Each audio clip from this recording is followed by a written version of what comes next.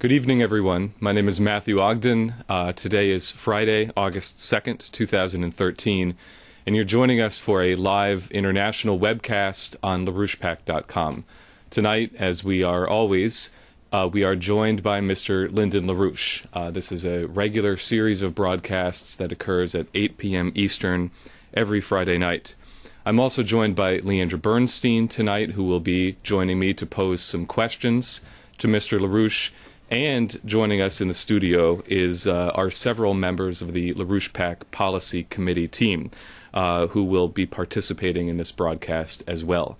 So in order to kick off the proceedings tonight, I would like to ask Leandra to come to the podium to pose the first question.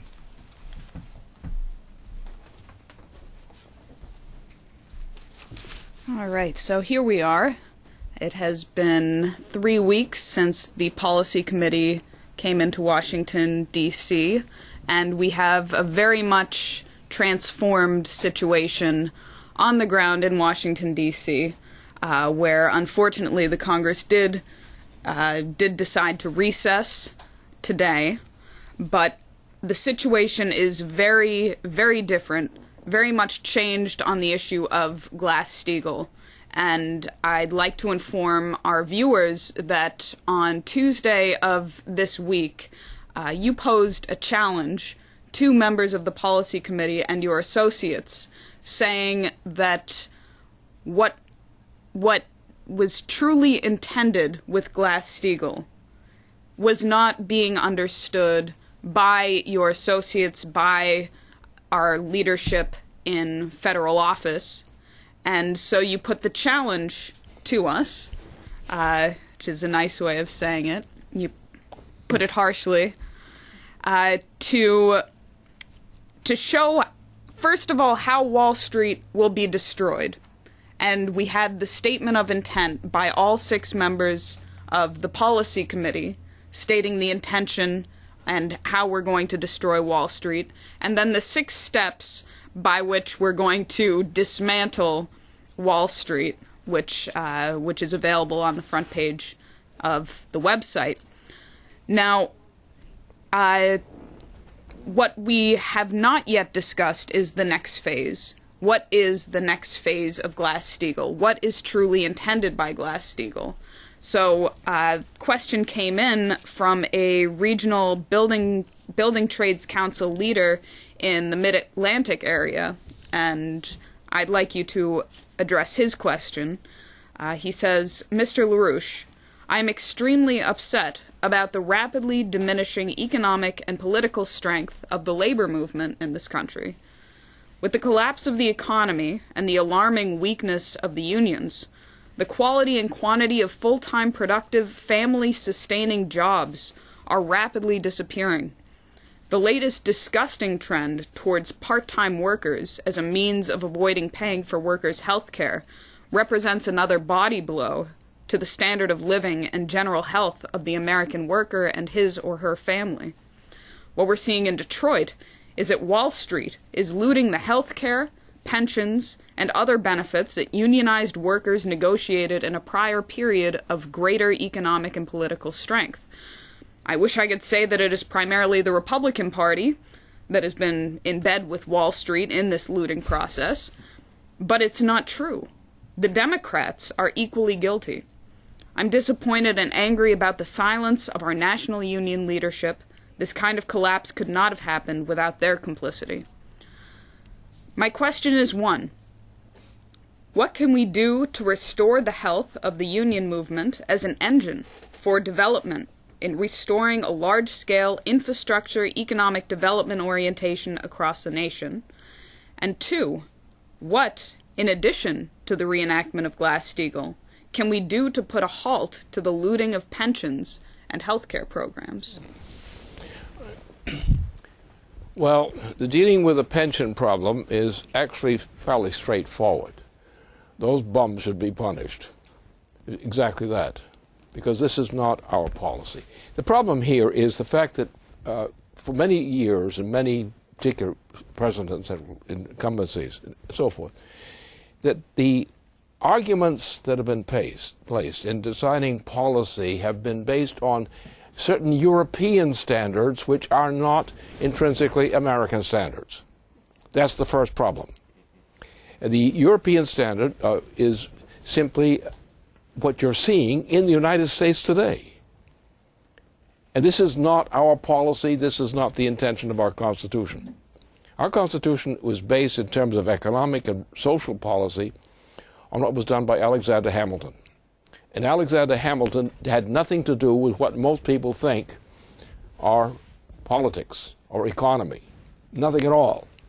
Because our system is not a European system. But unfortunately, Europe has invaded the United States through our institutions, largely through British banking institutions, which have taken over the control of the Congress of the United States. Today we function on the basis of really a British system, or British-style system, or a European-style system, which is not the American system. The American system was the assumption that how do we organize a currency rather than a European currency.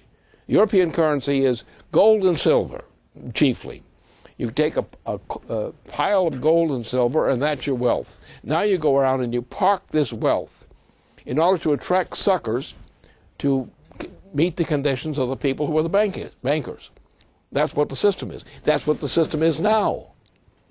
The system in the Congress now is a fraud. It has no relationship to the purpose of the United States and our policy. Our policy is we are not slaves of gold and silver. We never depended upon gold and silver, except in dealing with foreigners. But among ourselves, we're not supposed to rely on gold and silver. We're supposed to rely upon production. And production which was defined by Alexander Hamilton as a principle, is what made the United States successful. But then, because some of our presidential leaders and so forth, their presidency, screwed things up, but good.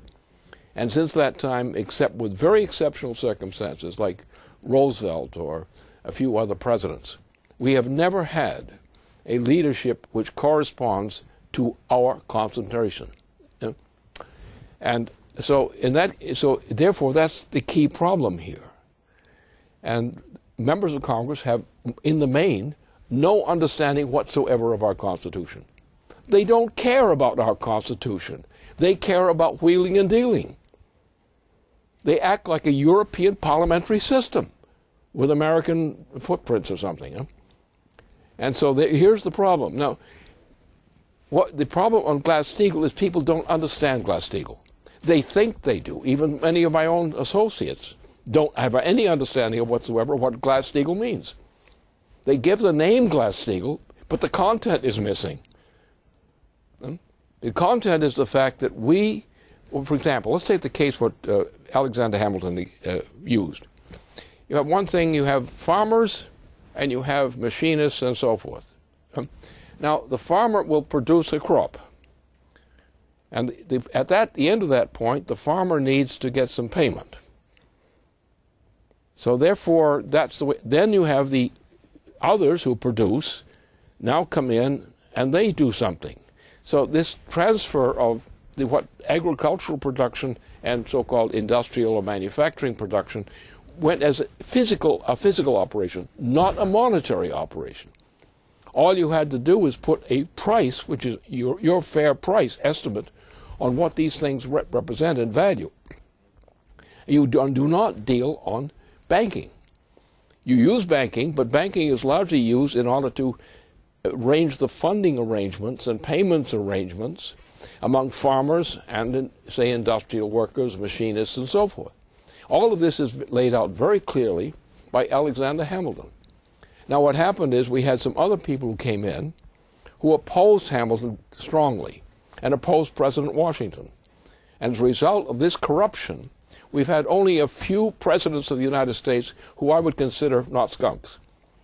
I mean, some of them are not bad people, but when it comes to with their politics, their policy, their outlook, their conception of policy making, they're skunks. And they're a big disappointment. They're not Americans. They're some kind of a hybrid Europeans. Now, the other side of the thing is the United States has been controlled increasingly by British banking, not only from Britain, but in New York City and in the city of Boston. These are two hot spots of corruption in the United States, because the British system, the British banking system, has controlled American banking. And that's what the Wall Street thing is today. Now, this Wall Street evil, and it is an evil, it's not an error, it's an evil. My view is cancel Wall Street. And Glass-Steagall's intention now is to eliminate Wall Street, utterly eliminate it, because it has no value as banking. It has no particular place in our constitutional system for banking. Our system was a credit system. And the idea of using money and so forth was based on the understanding of a credit system. We have set agreements which would implicitly be satisfactory to all kinds of people and to the needs of the American people. And we had that under great presidents. Franklin Roosevelt is particularly typical of that. Others, John Kennedy was one of that persuasion, and tried to be of that persuasion. And they killed him because they didn't like his policy. He wanted to destroy the United States, and when he got the United States, when they killed him, they were able to do what they were not able to do otherwise. Their intention was to send the United States to a war in Indochina. Now, that war in Indochina was a disaster. It lasted essentially for about a year. And this war ruined the United States, and we never really recovered from it. We got involved with other wars, which the British arranged. These were not in our interest. And you take the case of Douglas MacArthur, who exemplifies what our military policy is. He was not out to kill, he was out to win. And there's a difference. And to win quickly, and to win efficiently, and not to get into bloody messes. And that was his policy. And that was his policy at the time on the Indochina problem. That was exactly his policy, his advice. That's the way it should have happened. We should have never gone into Indochina. We were never going to get anything from going into Indochina. Leave it for them to solve their own problems. There's no reason why we should mess ourselves up by getting involved in this nonsense. Sometimes there are major wars, and we've had major wars. The Civil War was a major war. There have been other major wars which we had to fight. But we went to win, not to kill. It's like the basic idea of the flanking operation is typical of that thing. So what we're dealing with now, you have a bunch of people, including our own associates, who do really not understand economics. They think they do, because they've been reading books and having stories and being told this by advice by various people. But they have no understanding, because they say, we're going to win the election. And when we win the election, that's the proposition, if we win the election, then we're going to do the following things. Well, that is nonsense. That is absolute nonsense. What you have to do is go back to the principles which are clearly understood by the founders of this nation, notably the economic policies of Alexander Hamilton. The problem is that our own people who are supporting Glass-Steagall still do not understand what Glass-Steagall means. Because Glass-Steagall means Franklin Roosevelt, and it means also Alexander Hamilton. The same thing. And the problem we've got now is we don't have an Alexander Hamilton perspective on U.S. economy. And the danger is, if we don't have that Alexander the Hamilton outlook, we are incapable of assuring the support of the citizens. Because the citizen, given this kind of stuff, is simply going to react as a maybe person. Well, maybe they will do something from us. Maybe they won't. That kind of thing. Whereas if you get to the truth of the matter and actually present the Alexander Hamilton, what that means, as opposed to these monetarists and other kinds of nonsense which people foolishly believe in, that we can win. If you could present to the American people now what that means, what Alexander Hamilton's policy means. And there are a number of people among us who understand that, at least understand it superficially, maybe not with the greatest profundity, but they understand it. And if you could get the majority of, say, trade union workers, like skilled workers, and if you could mobilize them, they would readily be capable of understanding, for example, what happened to the auto industry. The auto industry is shut down. Now the people of Detroit and relating areas are being rejected to terrible conditions. It's not necessary. We should never have shipped the auto industry overseas instead of keeping it in the United States. Now, that doesn't mean I'm opposed to the auto industry being built up inside the United States. That's not the point. If you're going to put the auto industry in large degree outside the United States, as in China and so forth, what you're going to do is you're going to take the American industry, the auto industry, and you're going to do what we did with World War II. You are suddenly going to take the machine tool design industry, and this was destroyed. We had areas of production from World War II all over the United States. The whole territories and the locations existed. They still did exist up until the shutdown of the auto industry. Now the shutdown of the auto industry inside the United States has bankrupted the basis of the U.S. economy.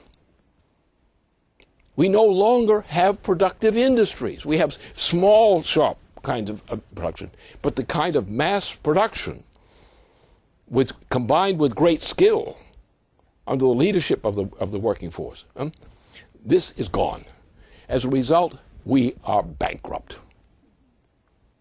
Now, as I say, I'm not going to go back into China and Japan and Korea and so forth and insist that those industries be returned to the United States. No, that's not our policy.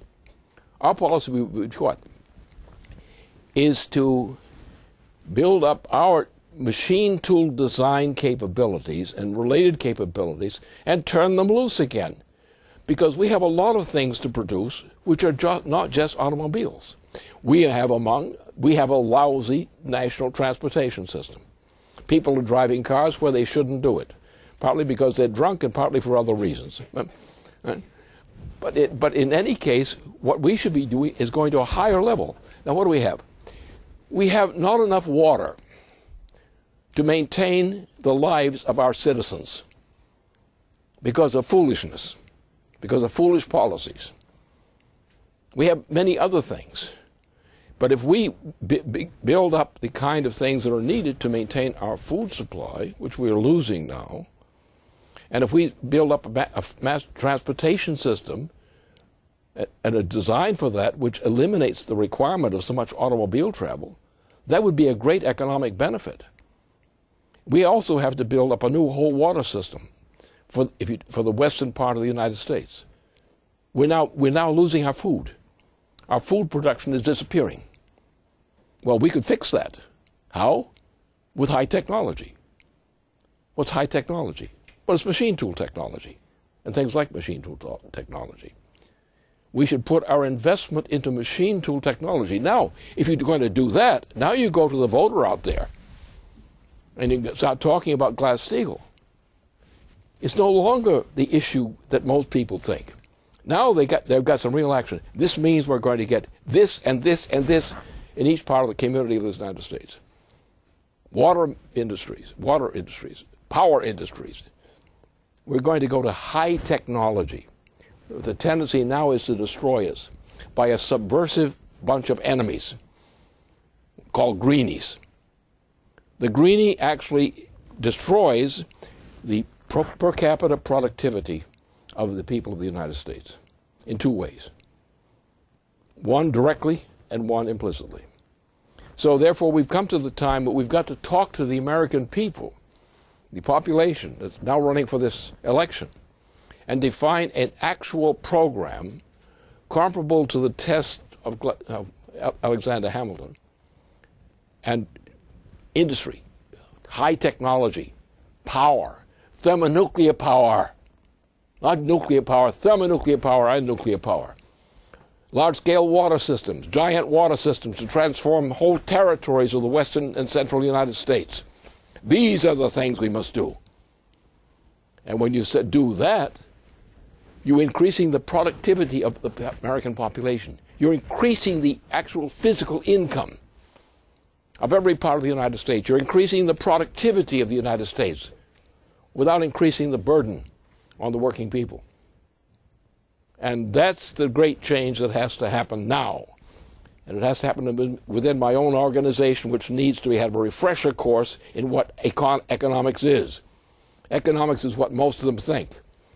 It's not being practical. It's making a revolution in technology, to take off where the auto industry left and win.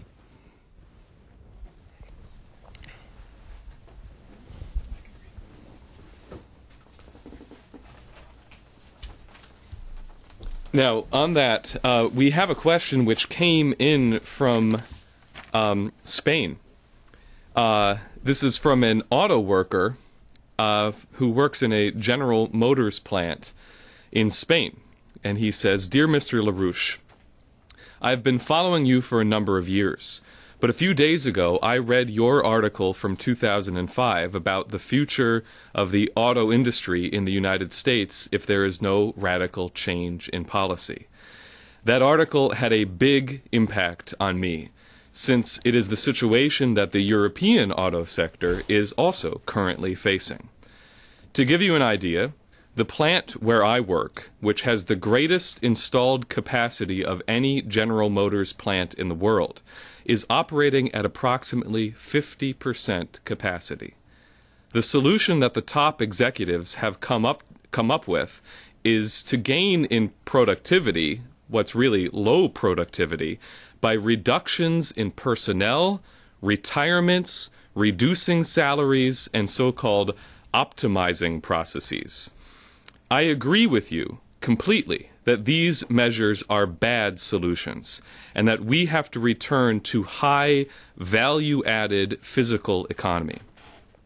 In the region where I live, in Aragon, Spain, the small middle class that remains depends totally on an industrial sector that is very localized in automobiles and which is tending to disappear. Your idea of developing higher value-added alternatives, such as the machine tool sector, seems really correct. Therefore, I would appreciate it if you would indicate to us what your proposals are for high value-added sectors, machine tools, etc., for Detroit. There are a number of us who are looking for alternatives, and your experience could be of great help to us to avoid a disaster such as that of Detroit in our region, if it is still possible to avoid it." Well, there are two aspects to the answer, or the proper answer to that question. First of all, there's a technological answer, and that people know, but that's being cut off. There is, under the European system, under the Euro system, there is no possibility of the survival of the nation of Spain, of Portugal, of Italy, France, and Germany, for example, as when the Greeks say. So you say, why is this happening? Because if you've got to find a cause, why doesn't somebody do something in the right way? And that's because the British monarchy, the Queen of England, and the Dutch, who were the same things as the Dutch Empire, same thing. What they have is a policy now. It's an explicit policy. It's a stated policy. It's publicized. There's no trouble getting the information. The Queen of England has declared, and she's been doing this openly for about 3 or 4 years. What she's demanding now is an elimination of the population of the world, to rapidly reduce it now from 7 billion people, which it had been just earlier, into less than 1 billion people. Now, the population of India is over than 1 billion people. The population of China is more than 1 billion people, and so on and so forth. And these guys are now shooting now, this year, this fall, The British and Wall Street, which is Wall Street is controlling the greatest part of the Congress, of the members of Congress. And these guys are out to destroy the United States, and they call themselves patriots? How can they be patriots if they're working with Wall Street? They're the enemies of the United States if they're working with Wall Street. And after this announcement by me, any senator, any member of Congress who's defending Wall Street is by me a declared enemy of the United States, a traitor to the United States. Because the intention is to reduce the population of the United States itself by, first of all, eliminating older people, eliminating the sick, cutting off health care, destroying the food supply, which you're already seeing. The food supply, that what you can put on the table now in the United States is far poorer than anything close to what it was earlier, even just a couple of years ago, or a couple of terms ago. So we've come to the point. The same thing is true in Europe. Why is Europe suffering? Because of natural conditions or because of a misunderstanding? There is no misunderstanding, except on the part of the victims. The intention is to reduce the population of the planet from 7 billion people to less than 1. And the Queen of England and everybody involved with her has gone publicly with this repeatedly. There is no excuse for not knowing it. And the Wall Street is running on the basis of that. Everything that Wall Street is doing is aimed at that objective. And anybody who supports Wall Street by supporting Wall Street's cause in the Congress is a traitor to the United States. And I'm saying that now it's true. There's no doubt about it. Let them work that out. And he will understand exactly what I've said.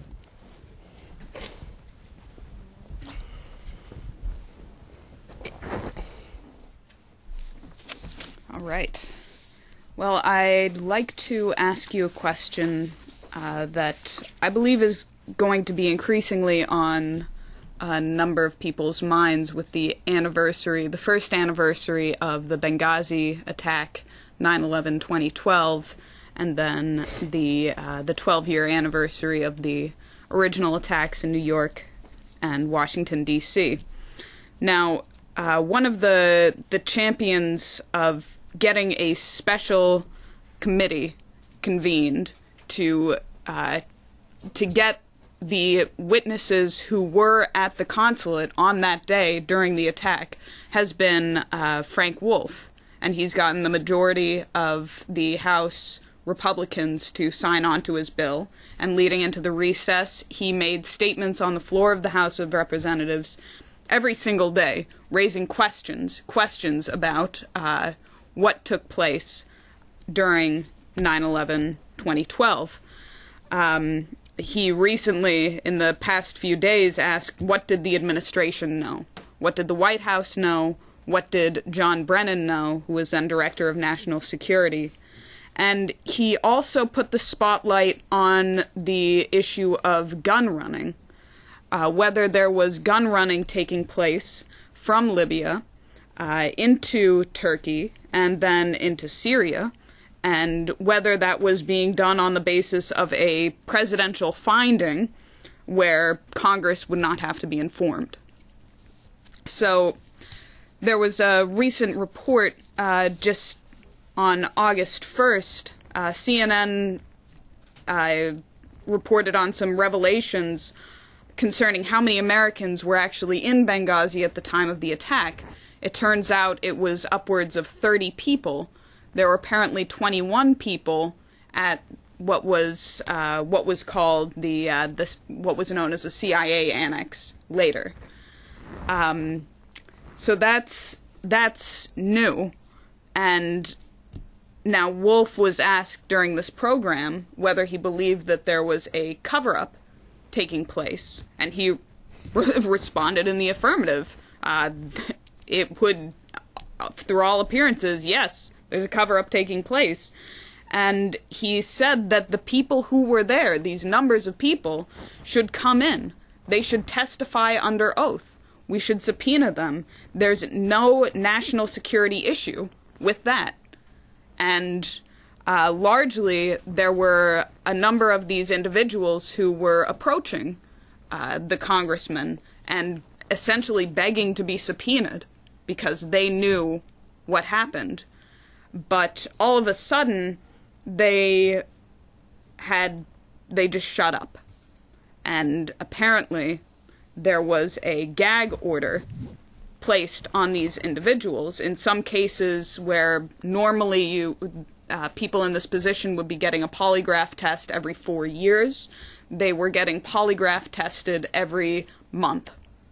And this was done as sheer intimidation. It was done to ensure that none of these individuals were speaking to members of the Congress or members of the press. So I would, so with this brewing, and what was also reported is that these individuals, including Wolf, want to know about the weapons in Libya and what happened to them. And the issue with Syria is boiling over. Their Congress is not in session. The war danger is really increasing. So if you could address this issue, the 9/11 issue, that would be appreciated. Well, we're on the edge of thermonuclear war.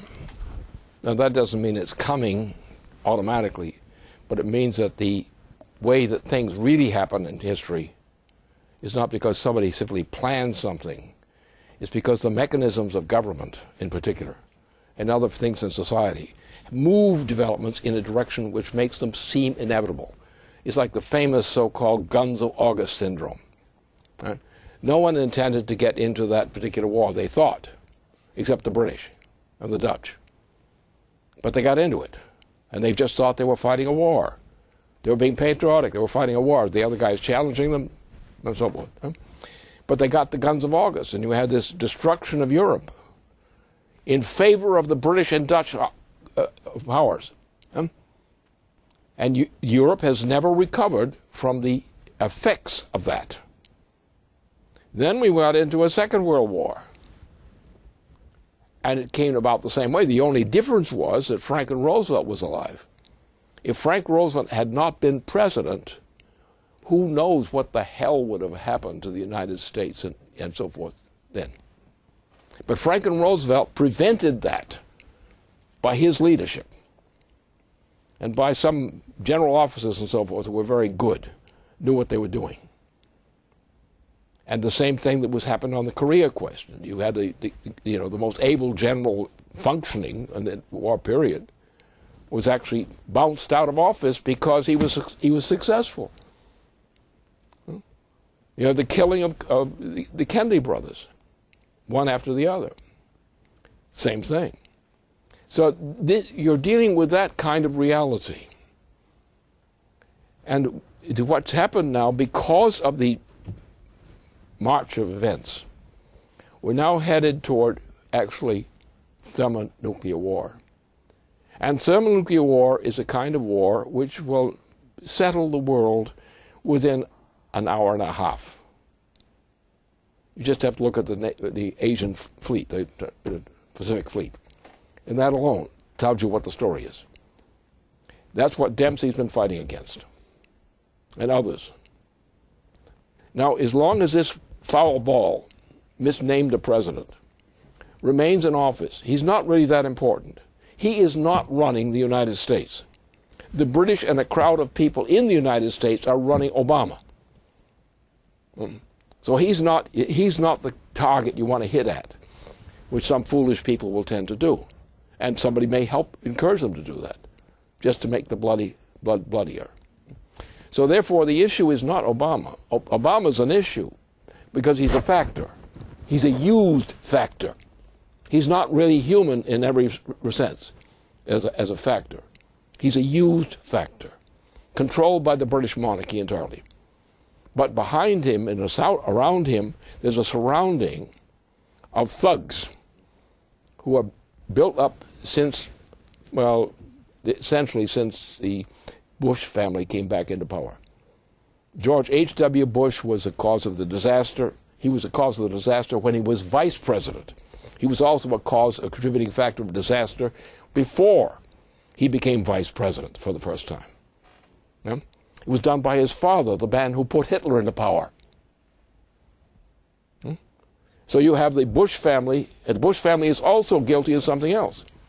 The Bush family was the family that was organized from around Texas in particular to organize 9/11, which was a Saudi-British operation. I know that. 9/11 was done by the British Empire through the BOE also and the Saudi kingdom. They did it. It was Saudi personnel in particular who flew the planes. The thing was set up entirely by that. Now, that's the problem we've got. We've got a problem inside the United States. We've got the worst kind of treason possibly is running loose, and they're using Obama as the exploited freak, actually, the exploited freak who is the nominal president, but he does not actually make the policy of the United States. He's a jerk, a freak. And so therefore, the problem is you've got to get the United States in general to say, we will no longer be cowardly swine. We will be patriots once again. Now what is happening is with the Snowden case is typical of this. What has happened, there's a kind of process going on inside the process. It goes into various places. Now you've got China is threatened directly. And China is not an insignificant country, nor is India, who's a smaller country and less significant in terms of strategic operations. There are too many British influences in India to be as tough as the Chinese are, and so forth. So we are now in a situation where there are forces which are going to have to do something to prevent what is now marching toward the direction of thermonuclear war. And if a thermonuclear war is planned, a thermonuclear attack combined on Russia and China even alone, the opposing force is such, and the capabilities are such, that this thing will almost inevitably go to a thermonuclear war.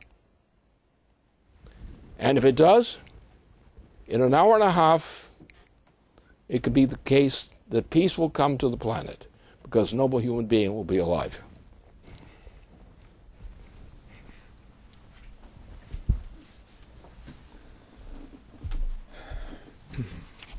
At this point in the broadcast, I would like to ask a few members of the LaRouche Policy Committee to join in the participation. Initially, maybe I think Michael Steagall, who is in here from California, can come to the podium and pose a question.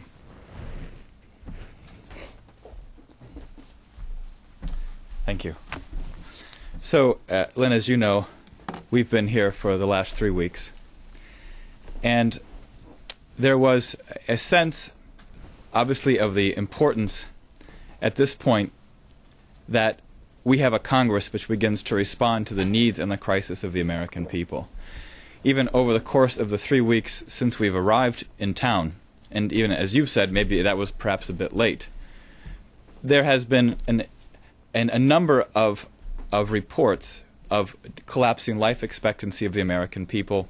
There has been reports of increasing levels of poverty of even 80% of the American population over the course of the last 7 years and over the course of their lifetime. And so there was a sense of bringing that sense of the corners of our country to bear into Washington, D.C.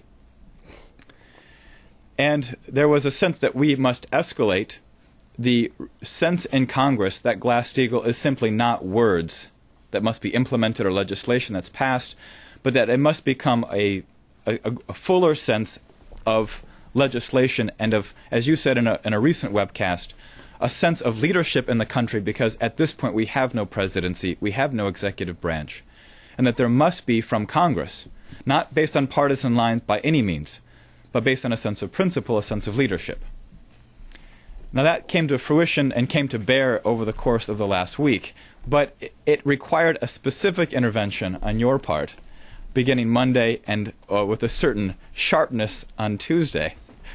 You might say we've been taken to the woodshed, or at least there was a call to attention by a commanding officer that a certain conception was not yet fully there. It was the bankruptcy of Wall Street in content, but in substance, there was something even more significant. Because the role of Congress and the role of leadership of our organization, of the policy committee and of yourself, and specifically your role in history, has been to bring to bear a sense of civilization into the process that we face today that is of historic nature, of a revolutionary quality in terms of this current crisis. And I'd like to bring that for you to address that question, but in a certain way, because I think it's directly related, as I was able to participate in what you raised over these last 3 weeks, and specifically Monday and Tuesday, was a very living idea of the role of the classical chorus. That really was the fundamental conception missing, an outlook that prevented us from really addressing the problems in Congress today on this question of bankrupting Wall Street and the full development of a Glass-Steagall policy. So if you could address that. Well, my actions, which were especially those of Tuesday, because I was not satisfied with the response I was getting on Monday and before, that, you know, in real politics and strategy, there's a time for action, and to different kinds of action. And therefore, you do not go to certain kinds of action at a certain time unless it's the thing that can be done. It doesn't have to be an assured victory, but it's a point where you would not shuck your responsibility to act. Now, on Monday, we had an action of that type, discussion, and the action did not materialize on Tuesday.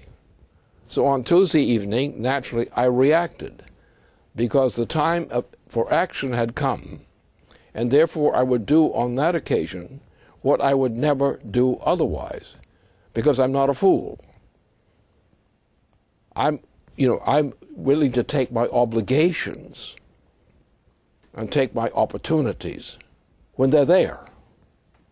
But I'm not a fool who's going to just blindly plunge into something like a maniac. I'm an old man, and I'm serious, and I've had a lot of experience, not so much in warfare, but around warfare, over the decades now. And I know what these things are. I was, the author of the SAI, and this was a very important operation. We got defeated, but it was the thing to do at that time. We were right, and those who opposed me were wrong. And those who opposed me on this issue were the fools that destroyed this United States and made the situation virtually hopeless. So I only act under those circumstances because I'm not a fool. And many people are fools, well-meaning fools who plunge into anything at any time. But the purpose of struggle and conflict is to win.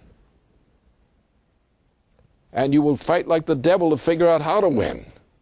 But if you can't win, you're not going to create a bloody mess, which is something which needs to be taught to some of our military these days. You don't make a bloody mess, you win. And you figure out how to win. And you don't fight unless you've figured out how to win. Even if you don't know how to win, you know how to probably give some time for somebody else to come in and do the job. And that's what the situation is. We're in a point where we got a bunch of stinking cowards in the Congress. Why? They're trained to be stinking cowards. They're told. It's called, go along to get along. That's what the slogan is. And that's been in the Senate, for example, for a long time. Go along to get along. The sonorous nonsense of the Senate. That's why it's called Senal. Because they don't always think very clearly. In that case, no, they're opportunists. Many of our members of Congress are, or at least act as, nothing but plain, swindling opportunists. They fake, they lie, they deny, so forth. Everything that is repulsive about a human being you will find represented in the Congress. Not by all of the members of Congress, but all too many. Because they're advised on how to behave. When they go into the House of Representatives, they're advised. When they're about to be elected to some office for the new time, they're advised. Go along to get along.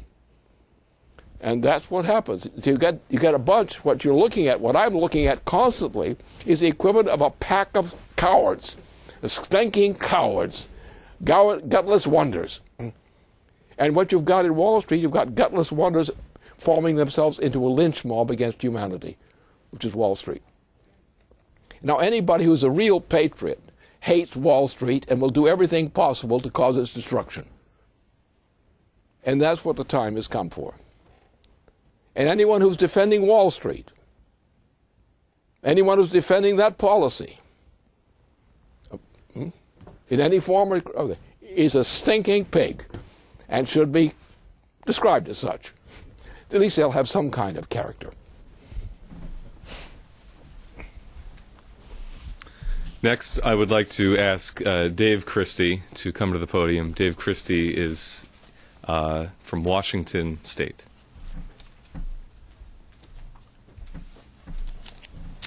Okay, thank you. So, Lynn, I would like to ask the question on intention, which every meeting that we had on the Hill, every interaction we had on the Hill, immediately got to the question of intention, which for many of them, they didn't seem to think that there was such a thing that existed, such a thing that claims that we would make in terms of what the intention of Wall Street is. They would say, well, how would you know this intention, right? And I tell you, your intervention that you made in making it clear what our intention is with Glass-Steagall, as that our intention is to bankrupt Wall Street as the needed first step towards anything good that could possibly come. And that blew up many a meeting in a very fun way. And you actually would find out where people really stood. There was a number of offices who, these are actually congressmen who are, signers onto the bill. When we would say our intention is to bankrupt Wall Street, they would actually say, well, that's not our intention. Our intention is to clean up the banking system. Our intention is to make the markets more fair. Others who would say, oh yes, we on the Financial Services Committee, we know that's your intention, and that's why we're not going to let Glass-Steagall through. So I guess, what I'm getting at is that there's a way that, or even people that are for Glass-Steagall will often say, yes, we're for Glass-Steagall because we want better markets, which even the markets themselves is some idea that there's no intention, there's just people's random desires and so forth, and then this is how the society functions and so on. Versus, I think what you're getting at with Hamilton is an intention for the future. And so I guess I have my own ideas on it, but I'd just like to hear you clarify, what is it that people, it's almost that they're brainwashed on the idea that there could even be intention, that the world just revolves around mathematical formulas and, we're just sort of subject to those mysterious forces. But I guess it's a question of passion and the attack on it for civilization. So I don't know what you have to say on that. But okay. Well, where does the passion come from to do both? You have to fight two things. You have to fight, and you have to fight intelligently, not like a fool. Now, the problem is elementary. Most people, including members of Congress, are not really patriots. They would not wish to do anything in the main which would be treasonous, according to their estimation. But they are primarily opportunists, butt kissers. That's the way you get ahead.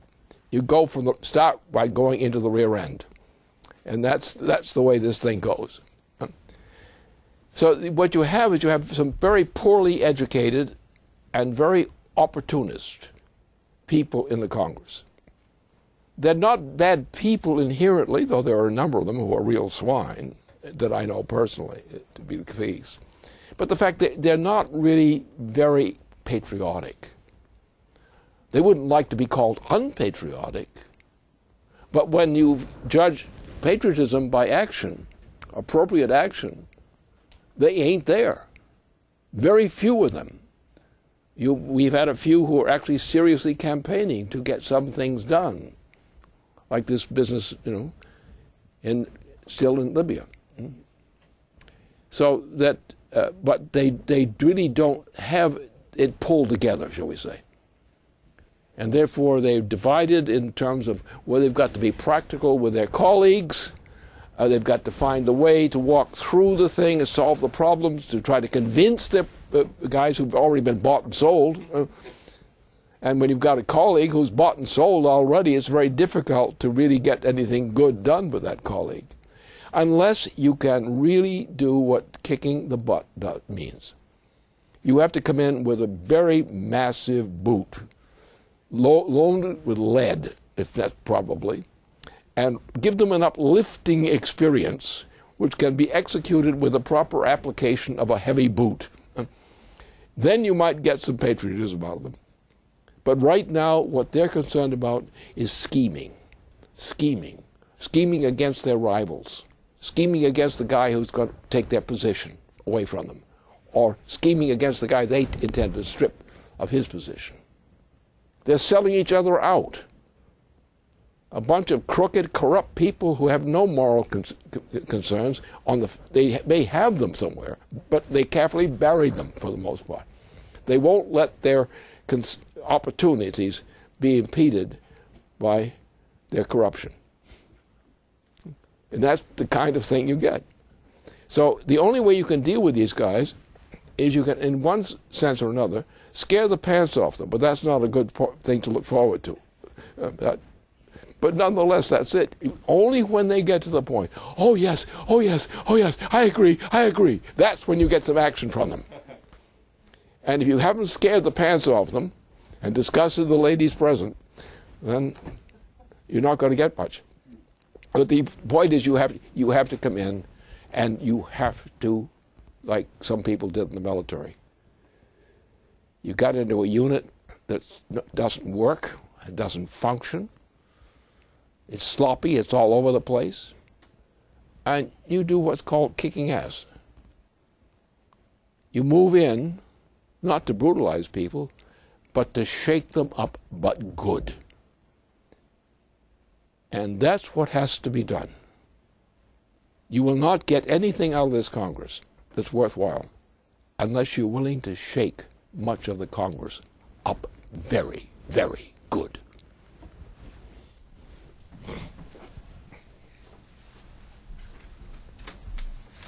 At this point, I would like to ask Rachel Brown to come to the podium. Rachel is here from Massachusetts.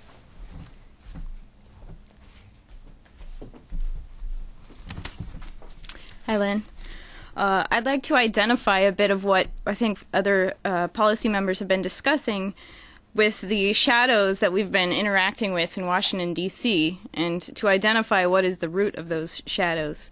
But I think you put that point in your recent paper on the subject of oligarchy, where you address the difference between the oligarchical principle and what you call with Hamilton the goodness of the anti-monetarist principle.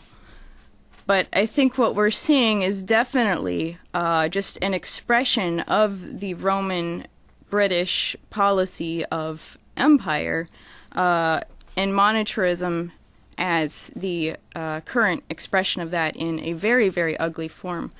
But I just want to read a quote from part of that paper where you say, "To be clear, evil is commonly expressed as the alienation of value, as away from the authority of that vital U.S. interest, which is represented by a proper consideration of the social economic effects on the whole population of the nation." So I think that gives a certain outline for what we need to discuss instead of monetarism. So I thought you could address that. Yeah, sure. What the essential thing you're looking for, and it has two aspects. There are honest people who maybe seem timid, and they may be sitting back there thinking, somebody's got to do something about this. Somebody's got to do something about this. Or why don't they do this? Or why don't they do that? And then the butt-kicking aspect of the thing means to get the guy who is really impeding that discussion and kick his butt in one way or another, to get him to shut up so the people who are really thinking seriously will get a chance to discuss. And often they are not aggressive people. They're simply people who are reflecting, and in their chair where they're sitting in the evening or something, will just simply say, you know, this is wrong. And then they will say, I think we've got to do something about it. They don't go in bellowing as such. They may get very angry after frustration again and again. But that's the point.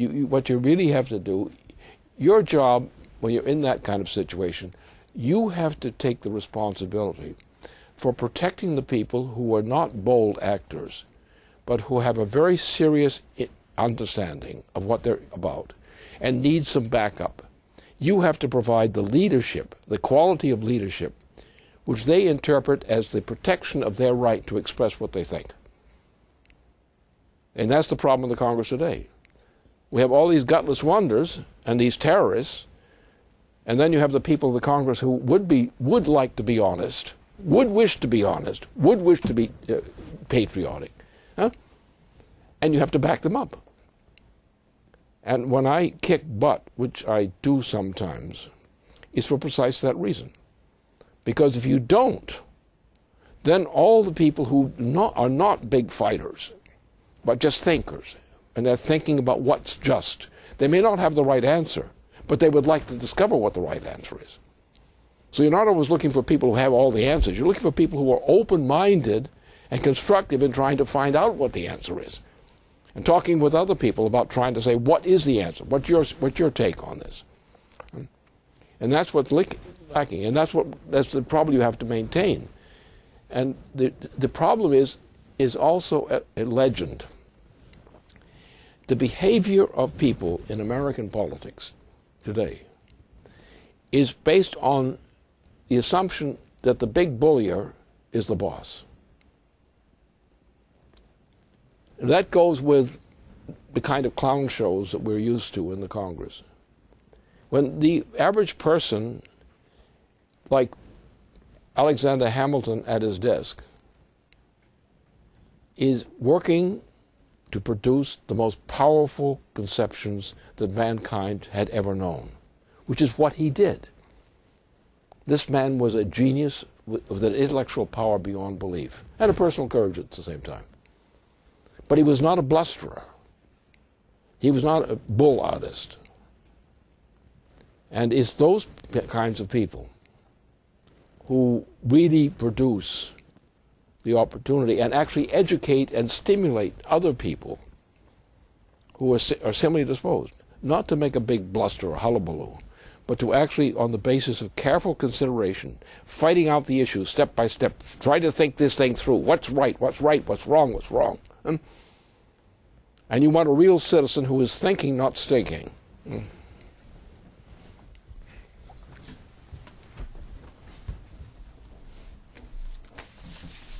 So I'd like to ask the final question of the night, and it comes in from a member of a state legislature who has been deeply involved in the Glass-Steagall work, and I'll just mention that all of the individuals who have been working in these state houses do have the opportunity coming up in September at the National Conference of State Legislators to pool together, even at that late date, to make sure that we get Glass-Steagall. And throughout the coming month, when Congress is out of session, they're going to be at home in your district waiting to hear from you and receive the uplifting experience so described by Mr. LaRouche.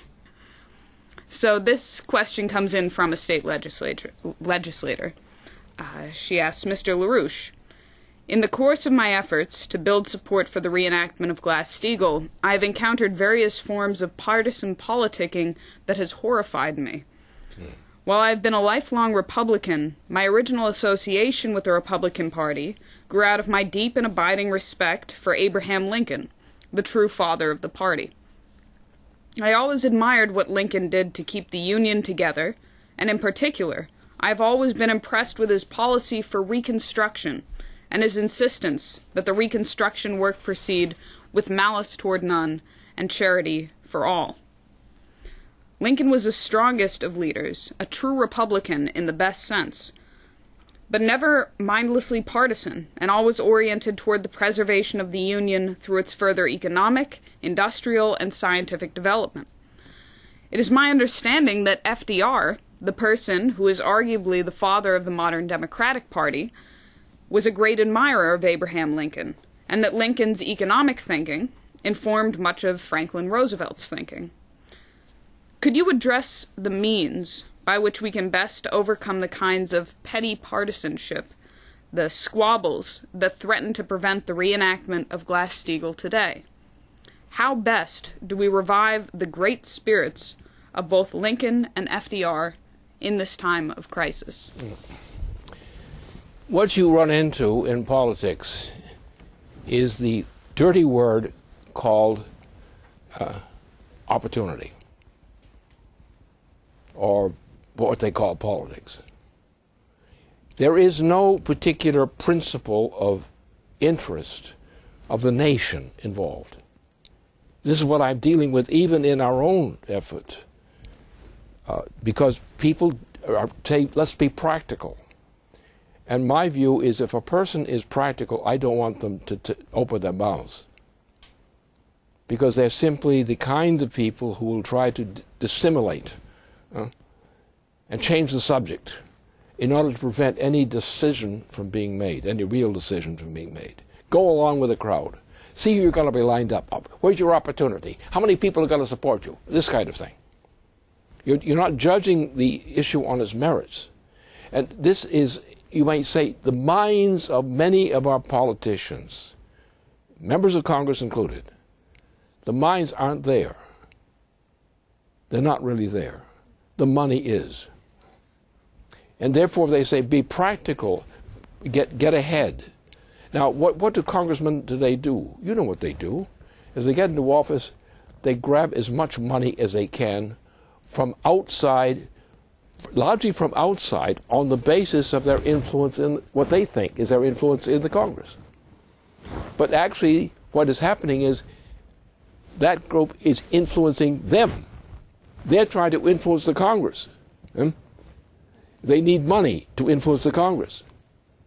What's happening, they're being bought and sold. And this is what the real problem is. And the only way you can deal with that is by getting away from the reliance on monetary issues, monetarist issues as such. You have to have project orientation, which is what has always saved us. The nation says, well, you have a large project, a great project like the great dams and things of that side. Now we've got NWAPA. Without NWAPA, on a new form, different than that back in the middle of the 1960s, because we come out with new technologies. We now have the ability of thermonuclear power, nuclear power and thermonuclear power. And with thermonuclear and nuclear power, we can do miracles relative to anything anybody conceived of in the original NWAPA program. We can use nuclear and thermonuclear power to augment the potential of that whole system. We can, with that method, we can save the dying nation, at least it's in this area in the middle of the nation, along the Mississippi and Missouri and so forth, where the water levels are so low that you can't maintain cattle or even grow crops often now. So therefore, with this use of nuclear thermonuclear power applied to the design for NWAPA, that was the water system, we can do, as people in this room know who are specializing in this thing, we can do miracles that otherwise are impossible. We'll have to shut down the greenies, because the greenies are actually destroying the economy. They're destroying the productivity of people per capita.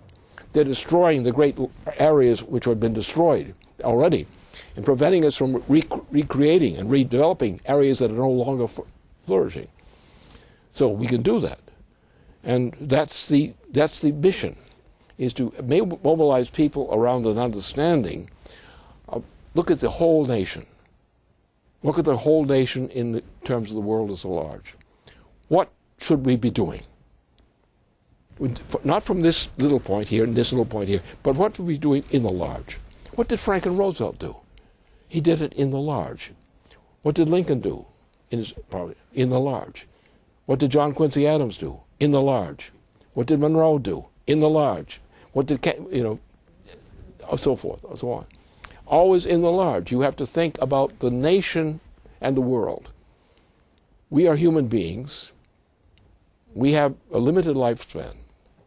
But the difference is between just being a thing with a living lifespan, what you are, you become a person of significance, because you are participating in a positive way in bringing into being things of benefit to humanity which otherwise would be impossible without a concerted action of that type.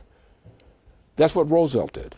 Concerted action for the effect, the necessary effect. And it worked. Similar things have worked. It's the nature of our system. We can produce miracles if we simply understand that principle. Big things that are necessary. And increasing the power which mankind per capita can wield to make life of human beings feasible. And we also have another agenda. You know, it's said that the solar system, that the sun will be self-destroyed by 2 million years from now. Now, 2 million years is a fairly long time. When you think in galactic terms, they're not very long at all. It's rather quick. And since it takes a long time, step by step, to build up certain capabilities which are necessary for mankind, you have a limit on time. You cannot just do anything on any given day. You have to build up step by step by step. And then you can tack the most challenging thing can be mastered if you have the time and determination to go step by step in that direction. And that's what we have to do. We have to think of rebuilding the United States. We have to think in this term, not the so-called usual political term. Great projects which are each have their limitations, but each, as progress, leads to new kinds of progress, and so on and so on. Look at the history of the United States. Look, we are in a period, a new century, which started recently, 2013.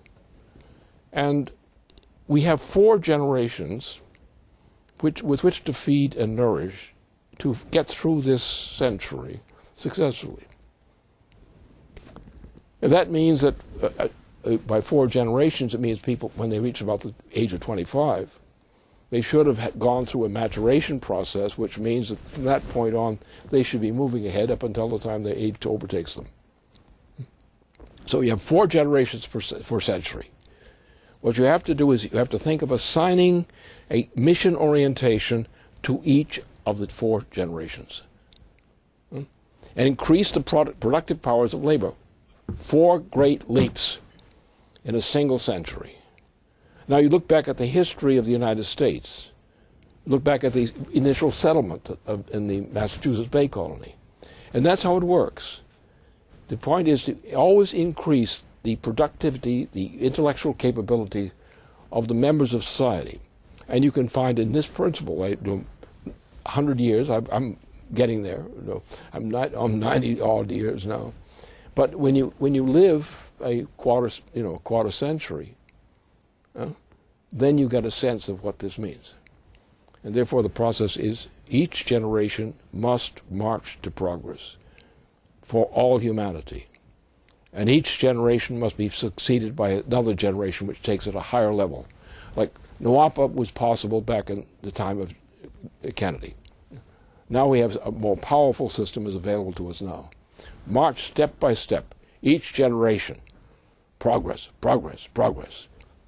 And rejoice in the progress. Rejoice in memory of what was done to bring progress about.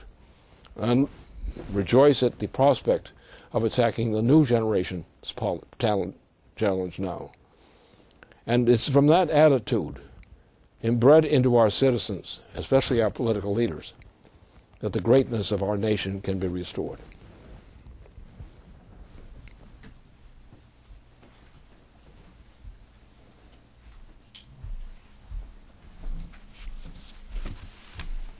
Thank you, Lynn.